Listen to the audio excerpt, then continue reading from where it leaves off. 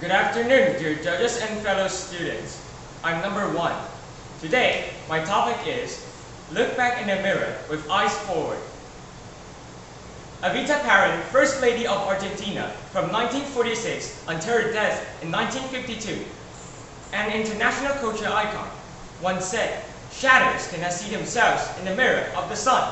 So, seeing a man in the mirror, or as we normally put it, self-reflection is sometimes not so easy, especially when you see it in the shadows. That is, the mistakes you've made in the past or the failure you'll become in the future. So, why is it so hard for us to reflect on ourselves? Don't we want to know why we make mistakes to avoid becoming a failure? I think we all do, but facing things we've done wrong can be very embarrassing, depressing, or even painful.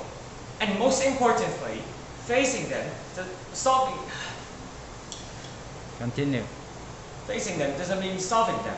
And if I can find a way to solve them, why do I have to face them? Why? Yes, the key to the problem is exactly the word why. According to Tasha Eurich, an organizational psychologist, we normally ask the wrong question when we reflect on ourselves.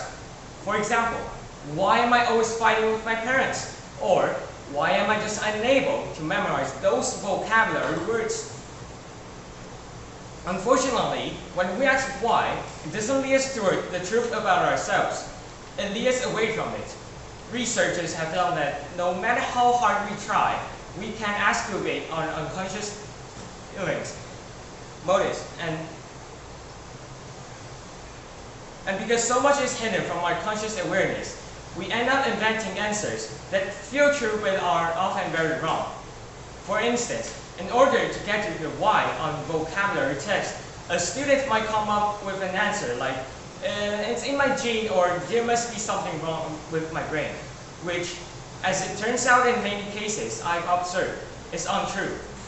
Having said that, however, I'm not here today to tell you to stop reflecting on yourselves. I'm here to tell you to start doing a little bit differently. Just replace why with what. For example, instead of asking yourselves why you can memorize vocabulary words, you should ask, what can I do to memorize at least 5 words a day? That is to say, we may not find a definite way to why we've done wrong, but we can definitely find a way to do it right, if only we want to. Therefore, let me conclude my speech with a simple metaphor. We are all driving on the road of life, and we of course need to pay attention on what is reflected on the rearview mirror. And we of course need to, but we need to pay attention on where we are heading to. Thank you.